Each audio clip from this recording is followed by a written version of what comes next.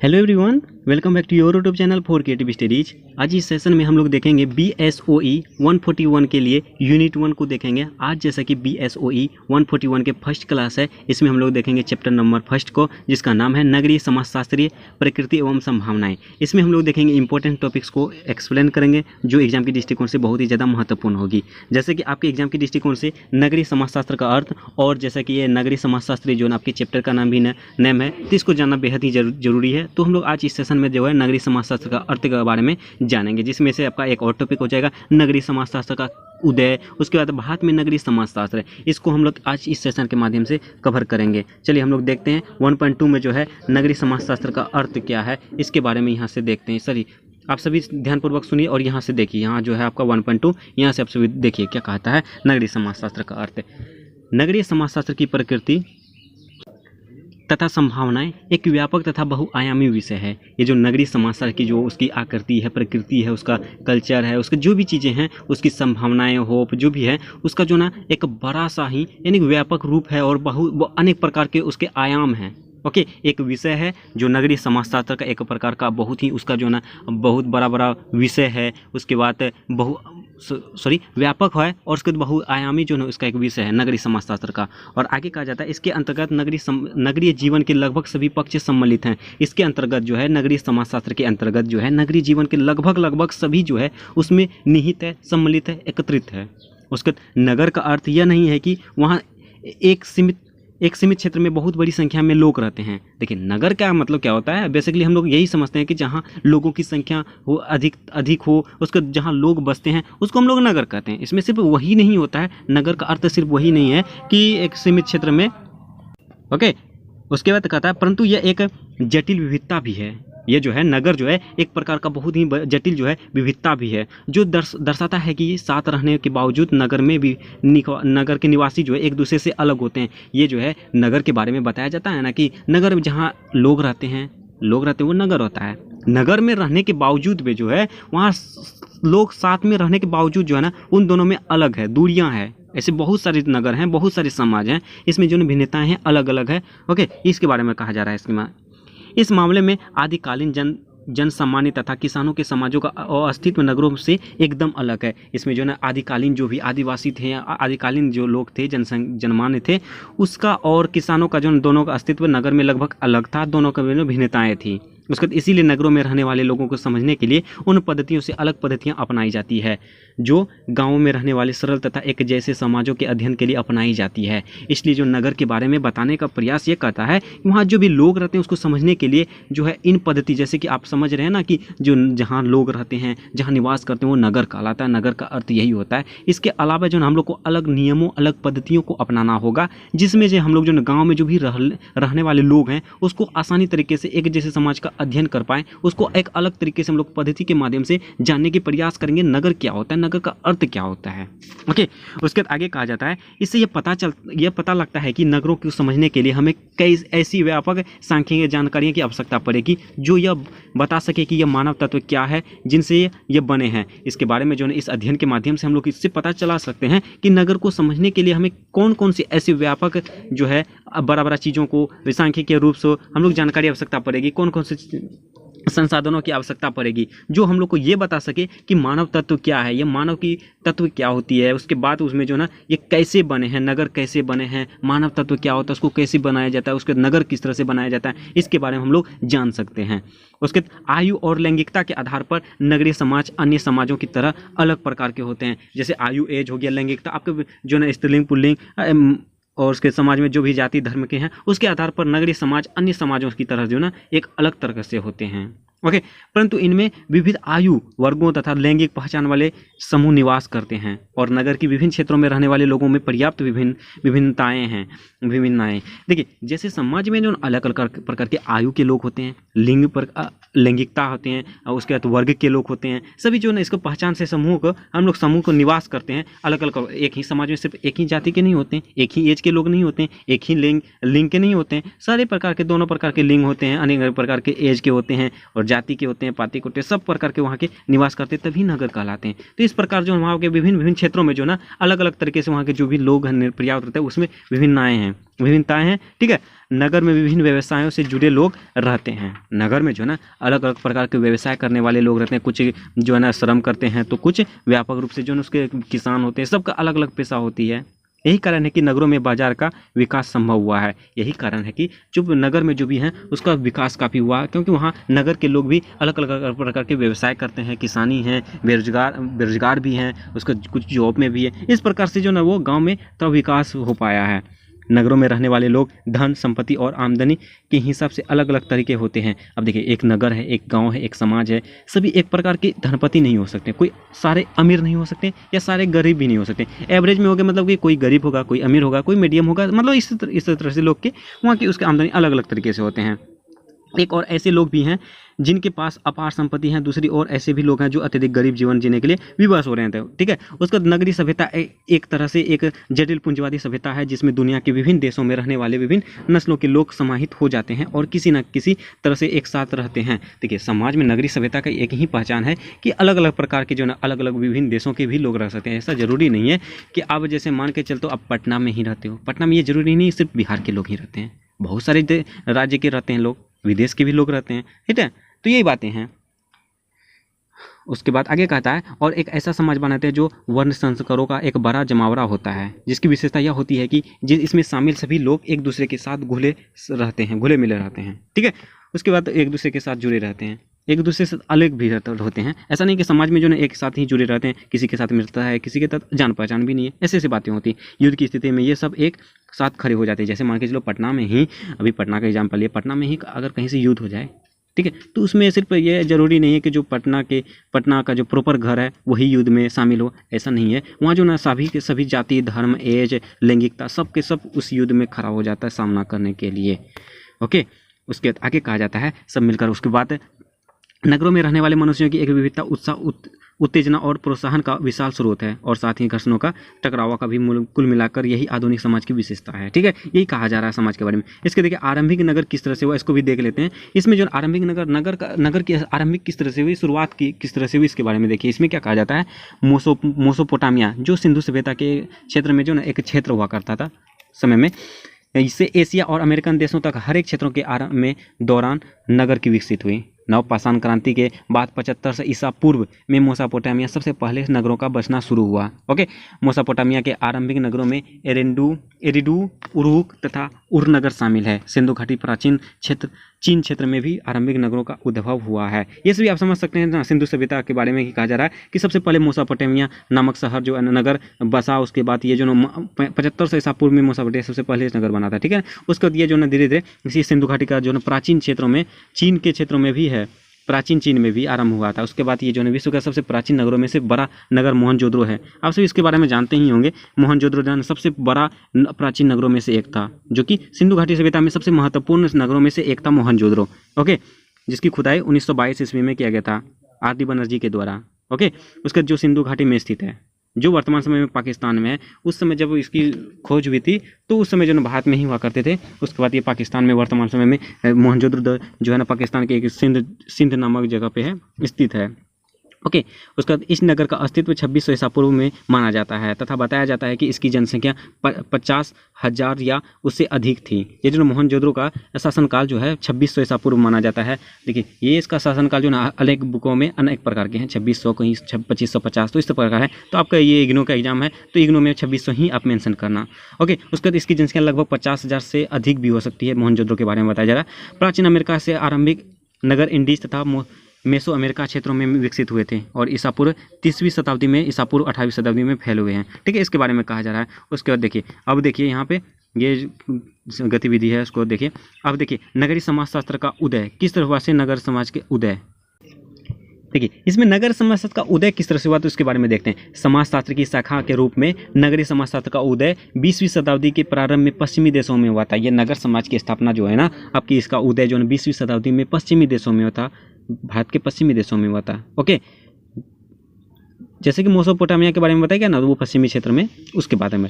औद्योगिक क्रांति के बाद देखिए औद्योगिक क्रांति क्या होता है। औद्योगिक क्रांति होता है कि वहाँ की जो भौगोलिक, उसके बाद व्यवहारिक, सांस्कृतिक, आर्थिक, राजनीतिक दृष्टि से जो बदलाव होने लगा था, हर एक देश में ये फैल गया था औद्योगिक क्रांति। ओके ना। उसके बाद अमेरिका में इसे लोकप्रियता मिली। ओके। उसके बाद अमेरिका में शिकागो जैसे नगर नगरीय समाजशास्त्र के केंद्र में बन गए। ये जो है अमेरिका के नगर था शिकागो, वो जो है एक समाजशास्त्र के केंद्र बन गया। औद्योगिक क्रांति के बाद भारी सामाजिक बदलाव आया। जो औद्योगिक क्रांति जब हुई थी उसके बाद जिन समाज में काफ़ी ज़्यादा बदलाव आने लगे थे और नगरों का विकास हुआ। इससे सामाजिक वैज्ञानिकों का यह प्रोत्साहन मिला कि वे नगरों को अध्ययन के विषय का बनाएं। ठीक है। नगरों के विकास में तेजी से वृद्धि होने के कारण 19वीं शताब्दी के अंतिम वर्षों से लेकर 20वीं शताब्दी के आरंभिक वर्षों के बीच नगरों में ही हो रही है। विकास प्रक्रिया को समझने का प्रयास के रूप में नगरीय समाजशास्त्र का उदय हुआ। देखिए जैसे अमेरिका में एक नगर था जिसका नाम था शिकागो, वो समाजशास्त्र के केंद्र बना। उसके बाद औद्योगिक क्रांति के बाद जो है समाज में जो है काफ़ी ज़्यादा बदलाव आने लगा और समाज जो है काफ़ी विकास करने लगा था। उसके बाद जो है वहाँ के सामाजिक वैज्ञानिकों ने ये उसको जो उत्साहित किया, प्रोत्साहित किया कि नगरों का अध्ययन का विषय बनाएं। नगरों को जो है ना एक अध्ययन का विषय बनाएं। हम लोग नगर के बारे में जानने का प्रयास करें, उसके बारे में क्या विशेषताएं क्या है उसके बारे में जानने की कोशिश करें, एक विषय के रूप में बनाएं। उसके नगरों के विकास तेजी से वृद्धि होने लगे। ये 19वीं शताब्दी का अंत तक जो ना 19वीं शताब्दी जब लास्ट में था उससे और 20वीं शताब्दी तक में जो ना आज के शुरुआत में नगरों में हो रही थी, इसका काफ़ी विकास हुआ। इस प्रक्रिया को समझने में प्रयत्न, ठीक है। इस प्रकार जो है हम लोग समझ सकते हैं कि नगरीय समाजशास्त्र का उदय हुआ। इसके अंतर्गत नगरों के विकास पद्धति तथा उनके सामाजिक जीवन पर प्रभाव को शामिल किया गया। इसके अंतर्गत जो है ना नगर के जो भी विकास हैं, जो भी नियम हैं, जो भी पद्धति हैं, जो रणनीति अपनाई थी, उससे समाज के जीवन पर काफ़ी प्रभाव शामिल हो गया। इसके प्रमुख रूप से अमेरिका के नगरों में तेजी से हो रहे विकास को शामिल किया गया। ओके। तो ये सभी चीज़ें हैं जो नगरीय समाज की किस तरह से स्थापना हुई, किस तरह से उदय हुई, इसके बारे में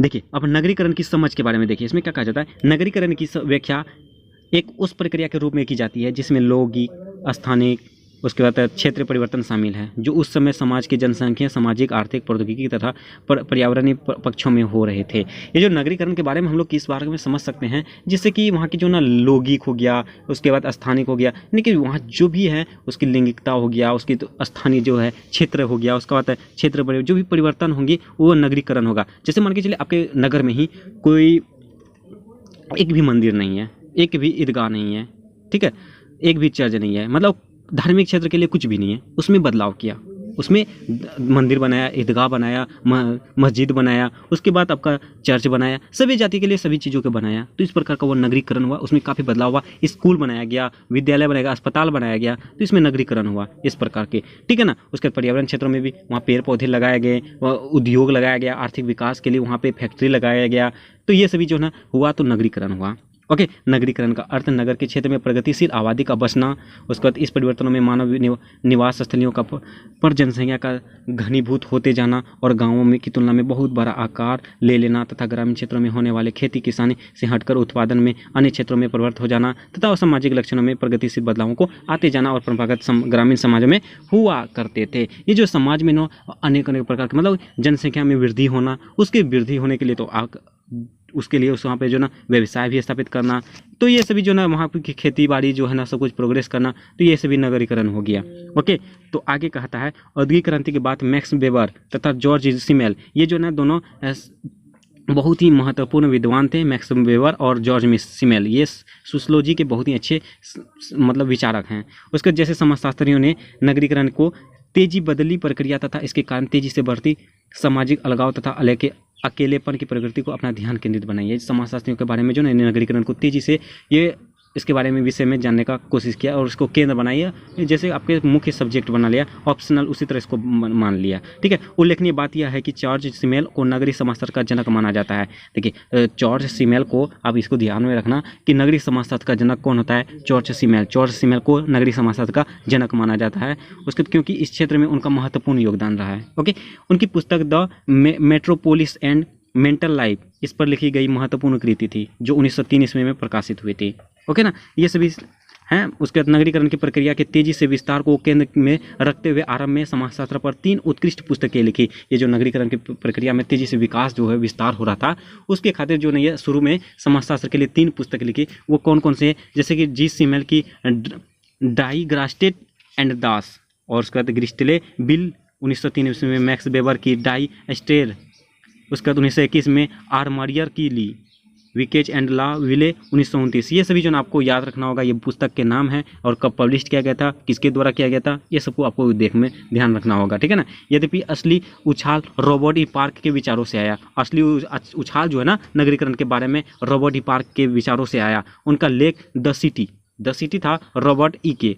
उसके बाद जिसने ये नए युग का आरंभ किया, वो जो नगरीकरण का नया युग आरंभ किया 1915 में अमेरिकी की पत्रिका अमेरिकन जर्नल ऑफ सोशियोलॉजी में प्रकाशित हुआ था। ओके, यद्यपि उस समय इस पर थोड़ी भी ध्यान गया था। स्टार्ट में जब ये बनाया गया था ना, रॉबर्ट ई पार्क जो लिखा था द सिटी, वो कभी ध्यान दिया गया था और उसके बाद धीरे धीरे यह काफ़ी चर्चित हो गया, काफ़ी उछाल लाया। अभी तक समाजशास्त्र सामान्य विज्ञान के रूप में जाना जाता था। अभी तक जो ना ये रॉबर्ट ई के पुस्तक जब पब्लिश हुआ था उससे पहले तक जो ना सोशियोलॉजी को एक समाजशास्त्र के रूप में जाना जाता था।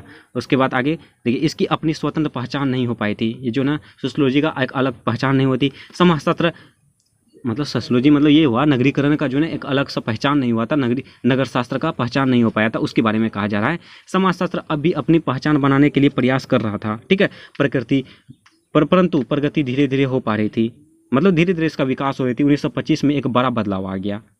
देखिए, ये रॉबर्ट ई जो है आपका 1915 ईस्वी में वो पुस्तक जारी किया था। उसके बाद 1925 ईस्वी में इसका काफ़ी बदलाव आ गया था, यानी 10 साल में। उसके बाद रॉबर्ट पार्क ने अपना लेख फिर से प्रकाशित करवाया। वो जो भी लेख लिखा था द सिटी, उसको फिर से प्रकाशित करवाया। इसके साथ ही उनके कुछ अन्य लेख भी प्रकाशित हुए थे। इसके साथ साथ जो उन्होंने अनेक प्रकार के लेख भी प्रकाशित किया था। ये सारे लेख एक पुस्तक में शामिल करके प्रकाशित कराए गए थे। ओके, जिसका शीर्षक था द सिटी जो शीर्षक था, इसमें सब कुछ निहित कर दिया था। अगले वर्ष पार्क तथा उनके सह संपादक बर्गेस ने लघु लेखों का एक संकलन द अर्बन कम्युनिटी शीर्षक से पुस्तकार का प्रकाशित किया। ओके, इसका लोगो पर आश्चर्यजनक प्रभाव हुआ। उसके नागरिक समाजशास्त्र पर पहली किताब 1929 में प्रकाशित हुई। नागरिक शास्त्र के लिए एक अलग सा किताब पुस्तक हुई, 1929 में प्रकाशित हुई। इसके साथ ही नागरिक समाजशास्त्र के लिए एक नए क्षेत्र का विस्तार के दरवाजे खुल गए। इसलिए जो है ना ये द सिटी जो है ना बहुत ही अच्छी पुस्तक भी है। इसमें जो ना नगर के बारे में सब कुछ विषय में बताया गया, कौन कौन सी चीज़ें हैं। उसके बाद 1929 में इसको प्रकाशित किया गया था अच्छी तरीके से। नगर शास्त्र के नगरीय समाजशास्त्र का पहली पुस्तक जो 1929 में, इसको ध्यान रखिएगा, 1929 में नगरीय समाजशास्त्र की पहली पुस्तक प्रकाशित हुई थी। उसके बाद आगे कहा जाता है, यहाँ यह बताना महत्वपूर्ण है कि नगरीय समाजशास्त्र का स्तर किसी राष्ट्र के विकास के स्तर तथा नगरीकरण से जुड़ा हुआ है। ये जो यहाँ महत्वपूर्ण इंपॉर्टेंट टॉपिक्स ये हैं कि नगरीय समाजशास्त्र जो है उसका स्तर जो है, उसका वैल्यू जो है किसी देश, किसी राष्ट्र के विकास के स्तर पर नगरीकरण से हुआ है। ठीक है, नगरीकरण का विकास होता है, नगर का विकास हुआ तो मतलब समझ जाइए देश का विकास हुआ। ओके, एक समाज का विकास होता है तो वो देश का विकास करता है। क्योंकि शिकागो शहर में समाजशास्त्र के विद्वानों की एकाग्रता जमावड़ा थी, इसलिए ये नगरीय समाजशास्त्र के उद्भव और विकास का आधार बना। ठीक है, Robert E Park, Robert D McKenzie, E.W. Burgess, Louis Wirth आदि विद्वान नगरीय समाजशास्त्र पर काम कर रहे थे और इस क्षेत्र में भारी योगदान दे रहे थे। यहीं से शिकागो विचारधारा जन्म हुआ था। ओके, ये सभी विद्वानों के द्वारा जो नगरीय समाजशास्त्र के बारे में काफ़ी ज़्यादा योगदान रहा है और धीरे धीरे से ही शिकागो जो है अमेरिका का एक शहर है, एक क्षेत्र है, वहाँ के विचारधारा का जन्म हुआ, वहाँ का विचारधारा का उद्भव हुआ। देखिए, नेक्स्ट टॉपिक आपका रहेगा भारत में नगरीय समाजशास्त्र। भारत में जो नगरीय समाजशास्त्र किस तरह से, उसके बारे में देखिए क्या कहता है। भारत में सबसे पहले नगरीय अध्ययन नामक पाठ्यक्रम का आरंभ हुआ था। भारत में जो है सबसे पहले नगरीय अध्ययन के नामक से जो है पाठ्यक्रम का आरंभ हुआ था। ये नगरीय समाजशास्त्र से पहले नगरीय अध्ययन के नाम से जाना जाता था। प्रसिद्ध सामाजिक विज्ञानी पैट्रिक गेट्स ने मुंबई विश्वविद्यालय में 1915 में किया था। ये जो है नगरीय अध्ययन का जो है ना प्रारंभ जो है प्रसिद्ध जो है एक फेमस सामाजिक वैज्ञानिक हैं जिनका नाम था पैट्रिक गेट्स। उन्होंने मुंबई विश्वविद्यालय में 1915 में किया था नगरीय अध्ययन का। ओके, उसके बाद में नगरीय समस्याओं का अध्ययन भूगोल के विद्वानों तथा समाजशास्त्र के विद्वानों ने भी 1920 ईस्वी में आरंभ किया। ये जो नगरीय समस्या का जो ना अध्ययन ज्योग्राफी के जो है ना फादर्स हैं, ज्योग्राफी के विद्वान हैं, उसने और समाजशास्त्र के विद्वान दोनों ने भी इस पर मतलब ध्यान दिया, इस पर ध्यान केंद्रित किया। 1920 ईस्वी में आरंभ किया इस पर ध्यान देने के लिए। यद्यपि नगरीय समस्याओं पर व्यापक रूप से अनुसंधान कार्य भारत में आज़ादी के बाद से शुरू हो पाया।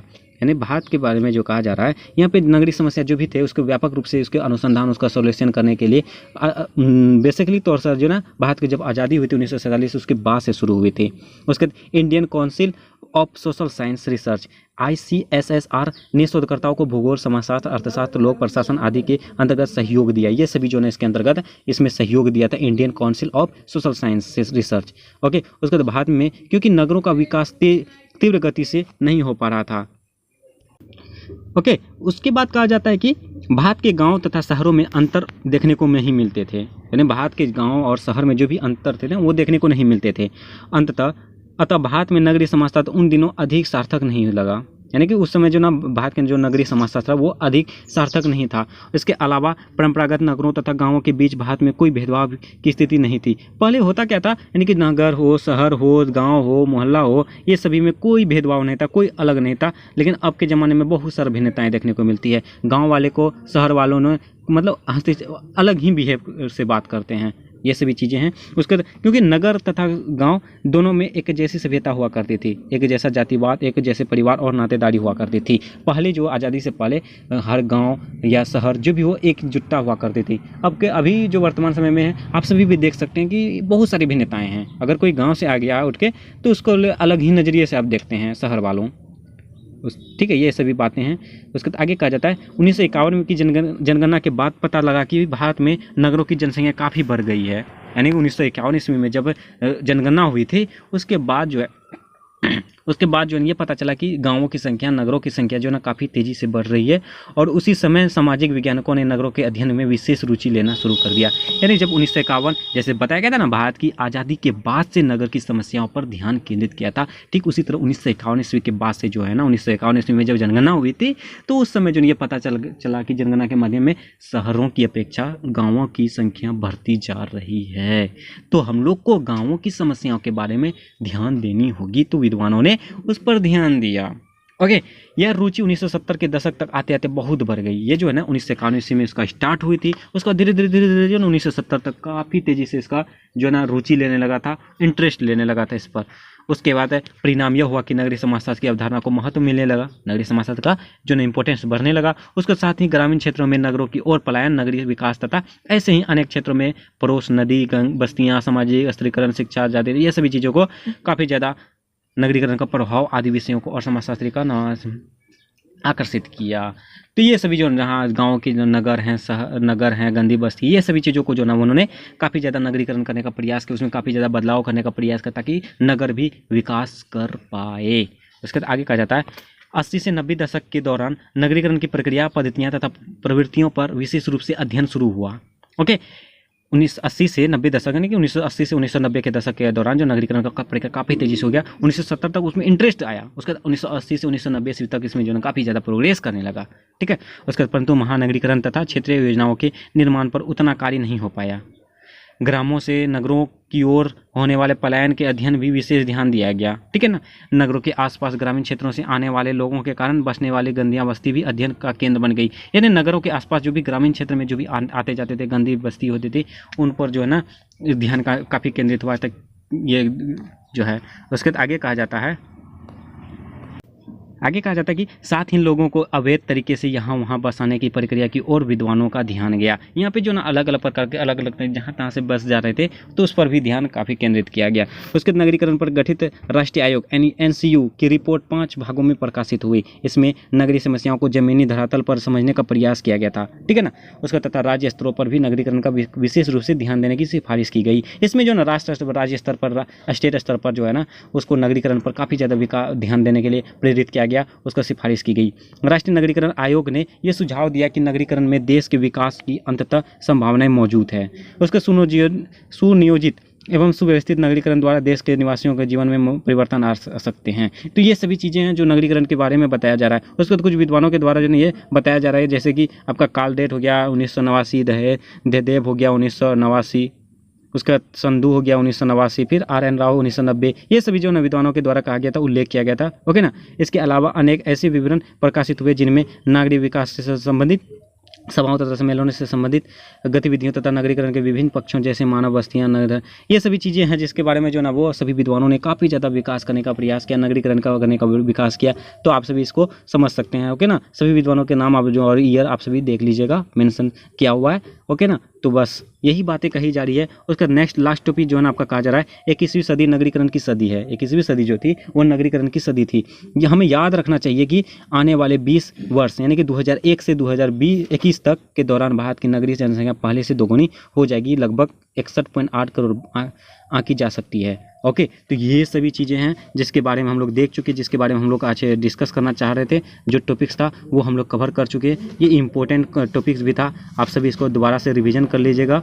ओके, तो इसको जैसे नगरीय समाजशास्त्र का अर्थ क्या होता है, उसके बाद नगरीय समाजशास्त्र का उदय, उसके बाद भारत में नगरीय समाजशास्त्र के बारे में हम लोग देख चुके हैं बेहतरीन तरीके से। आप सभी जो एक बार फिर से रिवीजन कर लेना, आप सभी को याद हो जाएगी। ओके, तो बस आज के सेशन में एक यही टॉपिक रहने देते हैं, ओके ना। चलिए, और आप सभी जो है मेरा एक्सप्लेनेशन के बारे में ज़रूर कमेंट करें। उसके बाद जो भी चैनल में न्यू है प्लीज़ चैनल को सब्सक्राइब कर लें, बेल आइकन को जरूर हिट कीजिए। उसके बाद वीडियो पसंद है तो लाइक कीजिए, कमेंट के मैसेज में जो भी डाउट हो डाउट भी पूछिए। उसके बाद अपने दोस्तों को जरूर शेयर करें। चलिए मिलते हैं नेक्स्ट सेशन में, तब तक के लिए थैंक यू।